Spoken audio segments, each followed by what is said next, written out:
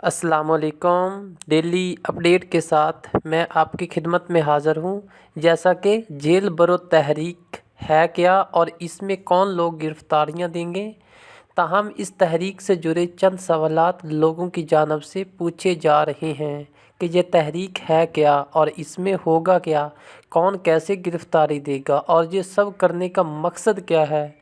हमने सोचा कि माहिरीन और रहनुमाओं से इन सवालात का जवाब लेने से पहले मोहम्मद ख़ान मदनी ही के सामने ये सब सवाल रखे जाएं।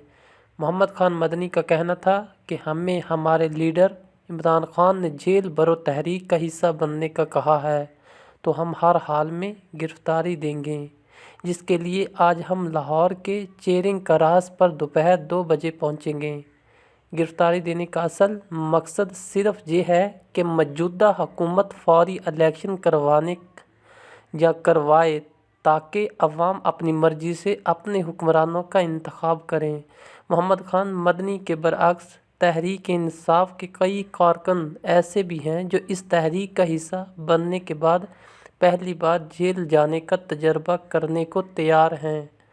फ़हद भल्लर तहरीक इंसाफ के दरीना कारकुन हैं, मगर माजी में इनका कभी जेल जाने का इत्तफ़ाक़ नहीं हुआ। इनके मुताबिक इन्हें जेल जाने का खौफ नहीं है और वो ज़हनी तौर पर इसके लिए तैयार हैं।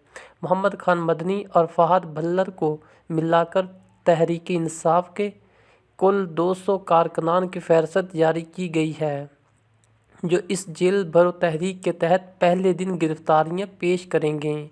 इसके अलावा तहरीक इंसाफ के चंद रहनुमाओं के नाम भी सामने आए हैं जो पहले गिरफ़्तारी देने को तैयार हैं। इस फ़हरिस्त में उमर चीमा, वलीद इकबार, मुराद रास के नाम शामिल हैं, जबकि फवाद चौधरी के मुताबिक शाह महमूद कुरैशी भी गिरफ़्तारी पेश करेंगे। BBC गुफ्तगू करते हुए तहरीक इंसाफ के रहनुमा मुराद रास का कहना था कि जेल बरो तहरीक एक ऐसी तहरीक है जिससे हम ये पैगाम देना चाहते हैं कि हम इन गिरफ़्तारियों और जुल्म से नहीं डरते हैं। जितनी मर्जी जेलें चाहो भर लो, हम अपना हक लेकर रहेंगे। उन्होंने मजीद कहा कि हम पहले मरहले में गिरफ़्तारियाँ देंगे, चेरिंग करास पर पहुँचेंगे और वहाँ जाकर बैठेंगे।